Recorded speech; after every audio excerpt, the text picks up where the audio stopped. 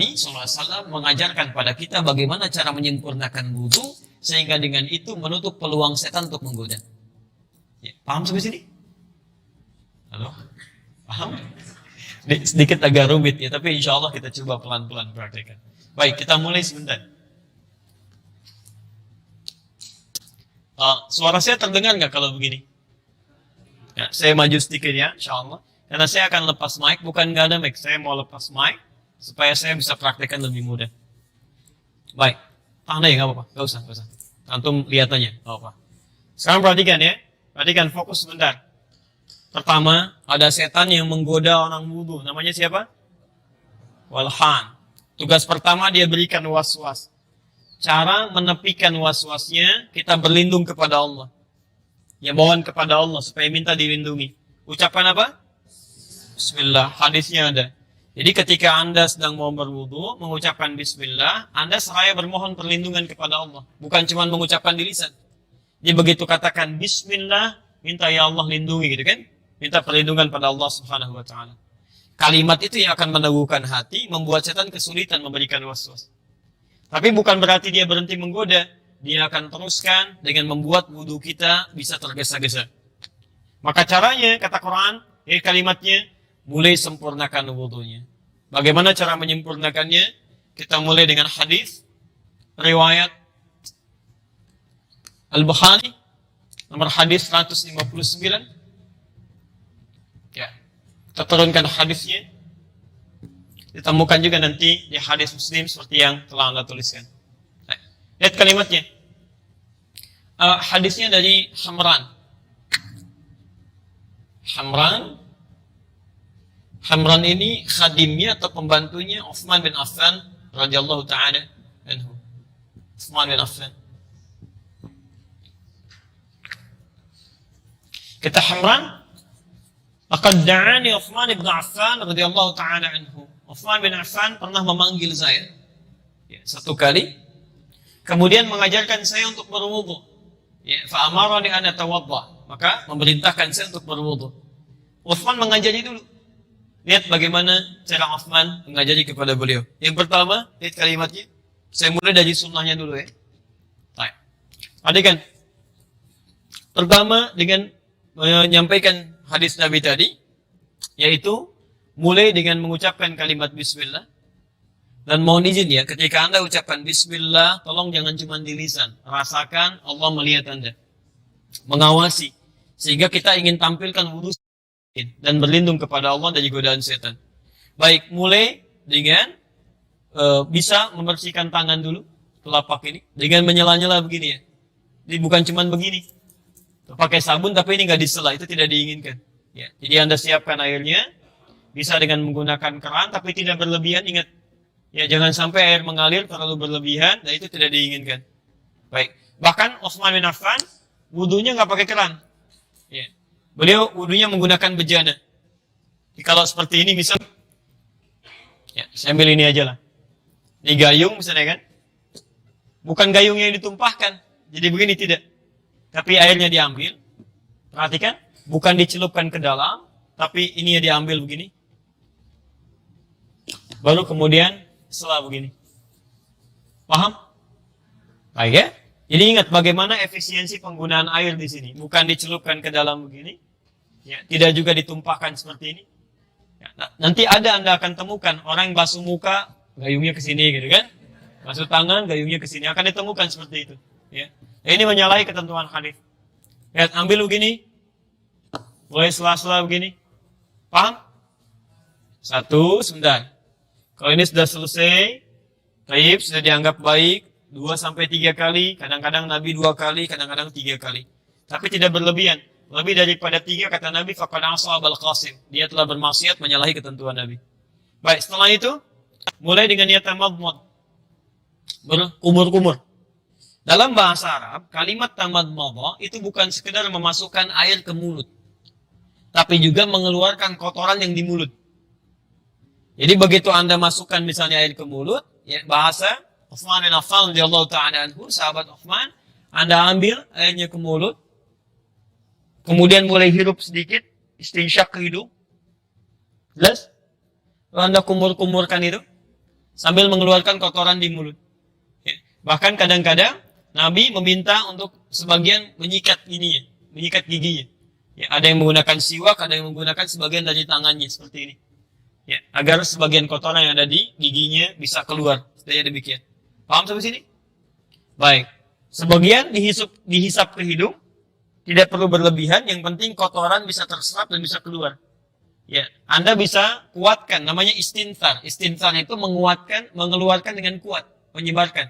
Bisa begitu. Bisa Anda tutup misalnya salah satu dengan jemarinya. Ya. Paham sampai sini? Baik, saya ulangi ya. Ambil air, sudah selesai, bismillah. Kemudian Anda mulai berwudu, kumur-kumur. Hirup sebagian, keluarkan. Jelas sampai sini? Baik, bisa 2-3 kali. Ini masuk dalam kategori sunnah. Artinya kalau Anda tunaikan, pahalanya banyak di sini. Tapi, sekiranya airnya tidak cukup untuk mengerjakan yang sunnah ini, Anda bisa langsung masuk kepada yang pokok. Ada 4 yang pokok ini. Anda mesti hati-hati ya, jangan terjebak oleh setan. Nanti ada yang sunnahnya sempurna, tapi yang pokoknya tidak sempurna. Maka wudhunya tidak sah. Tapi kalau yang pokoknya sempurna, walaupun sunnahnya tidak sempurna, wudhunya tetap sah. Misal, kumur-kumur sempurna, ini sempurna. Tapi basuh wajah sebagian tidak tersapu, maka wudhunya batal. Tapi kalau Anda misalnya, tangan tidak tersapu sebagian, yang sunnah begini, sebagian tidak tersapu. Kemudian Anda berwudhu kumur-kumur misalnya, tidak istinsyar. Ya, tapi Anda wudhunya sempurna pada yang pokok. Ya, nanti 4 kita jelaskan, itu sempurna semuanya, maka wudhunya dianggap sah. Walaupun sunnahnya tidak sempurna, tapi wudhunya dianggap sah. Anda sholatnya sah. Ya. Paham sampai sini? Baik. Saya teruskan dulu sebentar. Saya mau agak pelan-pelan ya, supaya dipahami betul, dan jangan tinggalkan masjid ini kecuali kita paham apa yang kita bahas. Sepakat sampai sini? Baik. Saya mulai, bismillah. Perhatikan. Ada 4 yang pokok. Berdasar keterangan Al-Quran, di Quran surah ke-5 ayat yang ke-6. Pertama wajah. Saya ulang, pertama wajah. Nanti setelah itu kita praktekkan. Pertama wajah. Kedua, tangan sampai siku. Tangan sampai siku. Ketiga, kepala. Dan yang keempat, kaki sampai kedua mata kaki. Kaki sampai kedua mata kaki. Wajah, tangan sampai siku, kepala, dan kaki sampai kedua mata kaki. Jelas? Baik, berarti itu 4 yang pokok ya. Selebihnya sunnah. Ya, selebihnya adalah sunnah. Jadi kalau teman-teman di jalan misalnya menemukan air yang sangat terbatas, tapi cukup bagi yang 4 ini, jangan dulu tayamum. 4 ini dahulukan. Nah, sekarang perhatikan bagaimana cara kita membasuhnya. Bismillah. Baik. Perhatikan bahasa Qurannya ketika menyebutkan membasuh wajah, kalimatnya menggunakan kata ghassala. Faghsilu wujuhakum. Faghsilu. Pertama, mohon fokus. Kalimat ghassala, faghsilu, itu mengandung arti mengambil sesuatu untuk ditumpahkan di tempat yang akan dibasuh.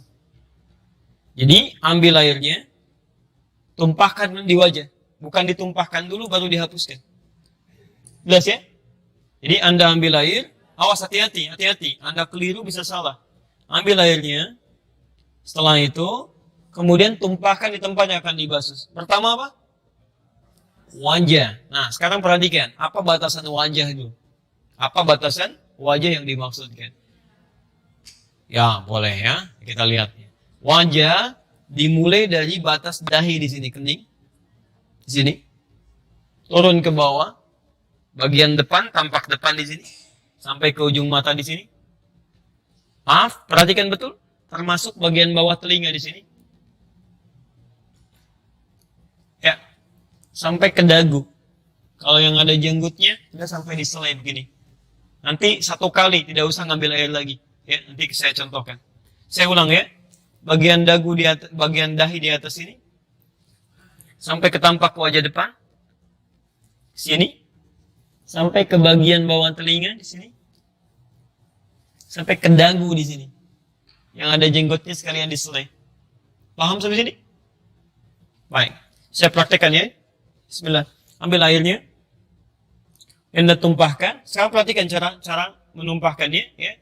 Bisa bermacam-macam, tapi poinnya ada dua hal yang harus Anda ketahui. Ini ditumpahkan. Ya. Saat ditumpahkan begini, yang jari telunjuk itu bisa membersihkan sudut-sudut mata. Ya. Jelas? Anda ambil airnya, tumpahkan, yang telunjuk membersihkan sudut-sudut mata di sini. Ya, sehingga insya Allah ketika Anda berwudu seperti ini, kotoran di mata pun bisa keluar. Tapi ingat ya, tidak ada isyarat spesifik apakah matanya terbuka atau tertutup. Ya, jadi terbuka boleh, tertutup juga nggak ada masalah ketika Anda tumpahkan itu. Walaupun sebagian pakar mengatakan akan lebih baik kalau terbuka supaya kotoran dalam itu bisa keluar dalam kelopak. Ya, dia Anda masukkan begini, Anda basuh, telunjuknya mulai menyapu yang ujung mata di sini. Bersamaan dengan itu, jempol membersihkan bagian bawah di telinga sini. Paham? Baik. Perhatikan. Ambil air, tumpahkan. Tuh, otomatis tuh dia. Kemudian, ini. Ya. Dan selesai. Ambil lagi. Kita tumpahkan. Seperti ini. Ya. Selesai. Jelas? Baik. 2-3 kali. Maksud 2-3 kali itu begini. Tidak harus Anda sampai 3 kali. Kalau sekiranya airnya cukup pada yang kedua sudah merata, Anda bisa cukupkan. Ya, kalau tidak cukup, pada yang ketiga, sempurnakan sampai airnya mulai meresap dengan baik. Jelas sampai sini? Baik, ini bagian yang pertama. Kita belum selesai. Selanjutnya, saya mau izin agak cepat ya, karena saya meng-cancel talim setelah ini, karena harus istirahat, ada kondisi yang harus disesuaikan. Jadi mohon izin untuk bisa lebih fokus. Baik, sekarang perhatikan, setelah wajah apa? Ingat, bukan tangan. Bukan tangan. Awas, bukan tangan, tapi tangan sampai siku. Apa kayak tangan sampai siku? Lihat sini. Kalau cuma tangan saja, yad dalam bahasa Arab, itu artinya dari ujung jari sampai ke sini. Ini tangan. Yad. Jelas? Baik. Tapi dalam bahasa fikih, setiap ibadah itu selalu detil. Sampai di mana kita harus basuh, di mana kita praktekkan. Saya beri contoh misal. Ini telapak tangan disebut kaf.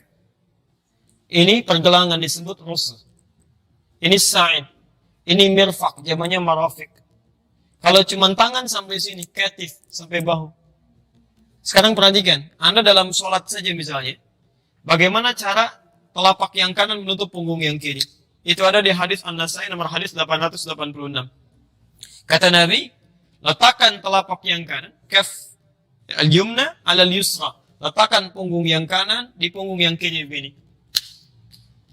Atau rusg ala rusghi. Ya, ini pergelangan di pergelangan. Jadi ketemu pergelangan di sini. Ya, ini. Tapi langsung ya, tidak Anda ukur dulu Allah gitu kan? Ya, jadi langsung aja. Nah, ini ya. Nah, saya ingin tunjukkan maksud saya bahwa dalam bahasa fikih itu kalimatnya selalu jelas. Ya, tidak pernah samar. Kalimatnya jelas. Jadi kalau disebutkan rusghi berarti cuma sampai sini. Kalau disebutkan kaf cuma yang ini. Kalau disebutkan mirfaq berarti hanya sampai sini. Tidak sampai ke sini. Nah, ini artinya saat Anda berwudu, kalimat Qur'annya adalah meminta Anda membasuh tangan dari ujung jari sampai ke sini aja batasnya. Marafiq. Jadi kalau sampai sini salah, sampai sini keliru, mesti sampai sini. Ke sini pun berlebihan. Paham ya? Dan tolong diingat, bersihkannya, membasuhnya, menumpahkannya, itu dari tangan ke siku, bukan siku ke tangan. Jadi bukan airnya diputar kerannya, lalu Anda tadahkan begini, siku Anda dibeginikan. Itu keliru. Kalau dalam bahasa Qurannya keliru. Ya karena yang benar itu diambil airnya, kemudian ditumpahkan ke sini, baru dibasuhkan, turunkan kembali. Ya, nanti kita akan lihat kenapa mesti seperti itu. Ya, nanti ada penjelasannya. Ya. 3 kali selesaikan, baru kemudian yang kiri. Jelas sampai sini? Baik, ambil airnya, tumpahkan, basuh, turunkan. Sampai 3 kali sampai airnya merata. Baik, nanti kita akan lihat saat membasuh seperti ini, ada situasi yang bisa kita hadirkan dalam jiwa kita. Dan itu yang akan bisa menjadikan kita menjauh dari setan. Ya. Baik, yang ketiga. 3. Wamsahu biru'usikum. Baik, yang ketiga, kalimatnya berubah dari kata ghassala menjadi masaha. Ya, dari kata ghassala menjadi masaha. Perhatikan detailnya bahasa Quran. Ya. Kalau ini bukan firman Allah, mustahil seperti ini. Mustahil. Ya. Dari ghassala jadi masaha. Wamsahu biru'usikum. Kalau yang ini artinya membasuh. Menumpahkan air di tempat yang akan dibersihkan. Tapi kalau yang ini artinya mengusap. Usap.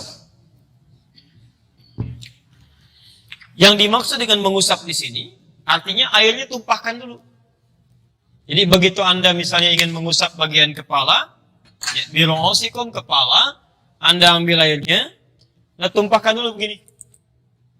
Tumpahkan, baru diusapkan.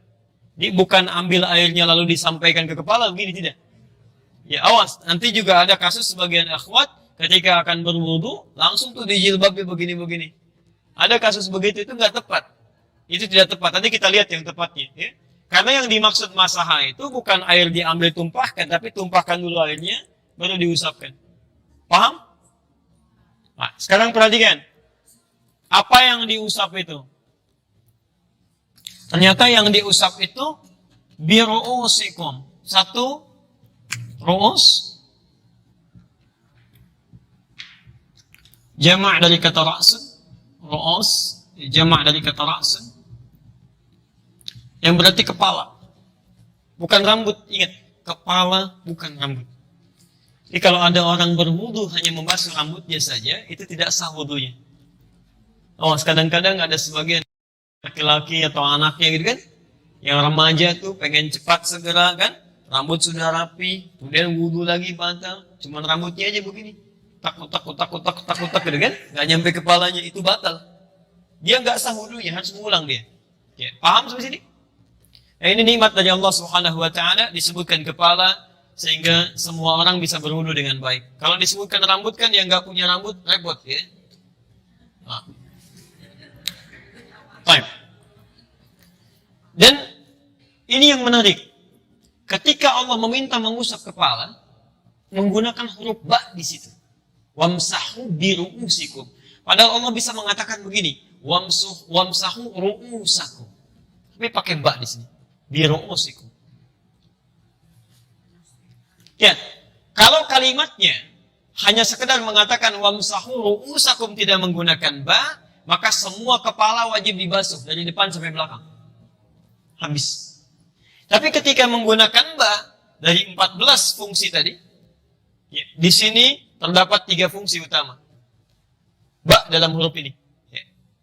Jadi ada orang kita, orang Indonesia yang kuliah di Al-Azhar, alhamdulillah dapat gelar doktor S3 hanya membahas huruf ba ini aja. Ba di ayat ini dibahas dapat doktor tuh. Ya, teman-teman yang belum silahkan, masih ada huruf ta, huruf da, huruf jim, huruf sampai ya. Masya Allah, luar biasa. Ya. Di bahasa Arab itu, saya di jurusan bahasa Arab itu luar biasa. Bukan cuman kalimatnya, hurufnya, harokatnya ada maknanya. Ya, makanya Masya Allah Quran turun dengan bahasa Arab itu banyak hikmah di situ. Ya, banyak hikmah. Nah, sekarang ba yang pertama itu bermakna istighraq namanya. Ba al-istighraq, yaitu ba yang menunjuk kepada makna holistik luas, tanpa batas. Ya, al-istighraq namanya. Ba yang menunjuk pada makna yang luas tanpa batas, al-istighraq. Ya. Artinya, pada yang pertama ini, Anda diperkenankan untuk membasuh kepala, mengusap kepala, setelah airnya ditumpahkan, misal Anda ambil airnya, Anda tumpahkan begini, dan Anda usap dari depan sampai belakang. Seluruhan kepala. Jelas? Nanti setelah itu, kalau hadis dari riwayat Utsman bin Affan radhiyallahu ta'ala anhu, sambil telinganya kemudian sekaligus ya dibersihkan. Jadi tidak mengambil air lagi. Kalau hadis riwayat Utsman bin Affan radhiyallahu taala anhu, Anda ambil begini, tumpahkan, bersihkan kepala sampai ke sini, kemudian baru ke telinga di sini. Ya. Baik. Jadi lihat membersihkan telinga ya, yang telunjuk ini bagian di dalam sini, yang jempol bagian belakang sini. Jadi begitu Anda usap sini, kembalikan ke sini, kemudian ke telinga di sini. Ya, jelas di sini? Paham ya? Baik. Ada hadis yang kedua yang menunjukkan Anda boleh membasuh ya, atau mengusap bagian kepala, kemudian mengambil air lagi untuk basuh telinga. Itu ada hadisnya. Jadi untuk basuh telinga ini sifatnya fleksibel, bisa langsung dari kepala kemudian ke telinga, bisa langsung kepala dulu, ambil air untuk telinga. Jelas di sini? Baik. Sekarang perhatikan, ini yang unik. Kenapa menggunakan huruf ba? Karena tidak setiap orang ya, punya potensi bisa menyapu, mengusap semua kepalanya. Mungkin ada orang yang mohon maaf, ada luka sebagian di kepalanya. Ada yang kena luka misalnya kan, nggak bisa diusap semua. Bagaimana caranya? Maka fungsi ba di sini adalah fungsi yang kedua, namanya at-tab'id ma'a tahdid. Ya, membasuh sebagian dari kepala itu, tapi ada batasnya. Sampai ubun-ubun sini. Jadi kalau Anda sedang ada persoalan, kemudian tidak membasuh, tidak bisa mengusap secara keseluruhan, Anda boleh mengusap sebagian dari kepala, batasnya di ubun-ubun di sini. Ya. Dan Masya Allah, ini juga bagian dari kemudahan untuk akhwat sedikit. Ada yang sedang berkerudung, berhijab, tidak bisa misalnya membuka di tengah-tengah kebanyakan orang, misal sebagian tertentunya, ini boleh, Anda tidak usah lepas jilbabnya. Ya, Anda ambil airnya, tumpahkan, misalnya di sini aja, sah wudunya. Ya, sah, itu sah wudunya. Ingat, awas ya, nggak enak itu karena belum terbiasa, karena belum tahu ilmu, membiasakan sesuatu yang keliru, belum membiasakan sesuatu yang benar. Jadi nggak usah dicopot, apalagi misalnya ada yang ngambil air, dibasah-basahin di sini gitu ya. Nah itu nggak tepat ya, Islam itu memudahkan, tidak menyulitkan. Baik. Bahkan yang ketiga, ba di sini berfungsi at-tab'id min duni tahdid. Tab'id sebagian dan tidak dibatasi. Jadi kalaupun di sini ada masalah misalnya, yang penting Anda basuh sebagian kepala sudah sah wudunya. Anda ambil, misal di sini ya susah, basuh yang ini, basuh yang ini, basuh yang belakang, sepanjang masuk dalam bagian kepala di sini itu sudah sah wudunya. Di sini Nabi ajarkan pada sahabat, sahabat ajarkan pada tabi'in, tabi'in sampaikan pada ulama. Semua sepakat, sahabat sepakat, tabi'in sepakat, ulama sepakat. Tidak ada perbedaan pendapat di sini. Sepakat sampai sini? Harus sepakat. Sahabat aja sepakat, tabi'in sepakat, ulama sepakat. Anda bukan sahabat, bukan tabi'in, bukan ulama, nggak sepakat. Aneh Anda. Masih begitu saya pulang gitu kan? Wah, jelas sampai sini? Alhamdulillah. Yang terakhir pelan-pelan ya. Kaki sampai 2 mata kaki. Perhatikan cara membersihkannya. Ini kerjaan setan sering di sini. Ya, kerjaan setan membuat buru-buru sering di sini. Dan tidak sedikit yang diancam oleh Nabi sampai keluar ancaman Nabi. Kalau kamu masih begitu, bisa disiksa di neraka. Ya, tidak sedikit kalau dalam bahasa hadis yang lebih umum, ya ada kebanyakan orang disiksa di neraka persoalan kotoran di jempol kakinya. Ya, ada persoalan di wudhunya. Dia nganggap ringan. Ya, nganggap ringan. Masalahnya kan kalau wudhunya nggak sempurna, sholatnya nggak benar kan? Ya, jadi turunannya banyak. Sholatnya nggak benar, doanya nggak diterima, macam-macamnya, kesalahan banyak, amal soleh nggak ada. Kan jadi masalah kan? Baik, maka dari itu, silakan perhatikan. Pertama, untuk membasuh kaki ini, kalau bisa Anda bagi pada 3 bagian. Pertama, perhatikan sebentar ya. Saya angkat sedikit sebentar. Jadi mulai ayat pertama, Anda gunakan untuk menyelai-nyelai dulu sini. Ini contoh Nabi ya. Jelas ya? Sela-sela ini. Dan menggunakan yang kelingking ya. Sunahnya gunakan kelingking. Ustaz, kenapa nggak pakai jempol? Kegedean. Ya. Halo. Cukup kelingking aja. Ya. Ini maksudnya yang sewajarnya di sini ya. Anda ambil air, masukkan sini. Lihat. Bersihkan termasuk yang sela-sela di jempol ini. Kotoran-kotoran ini. Mau ketemu Allah masa kotor? Antum masuk ke ruangan aja, sepatu dibersihkan. Anda kalau ke Auckland, ke New Zealand itu, sepatu kotor nggak bisa masuk, Pak. Langsung bunyi, dikejar anjing lagi. Betul, langsung bunyi. Ada langsung sebelum Anda turun di video di pesawat itu sudah ditampilkan. Makanan, macam-macam, buah-buahan nggak boleh kecuali yang ada di situ aja. Kecuali Anda declare. Apalagi sepatu kotor nggak bisa masuk. Ke tempat manusia aja sepatu kotor nggak bisa masuk.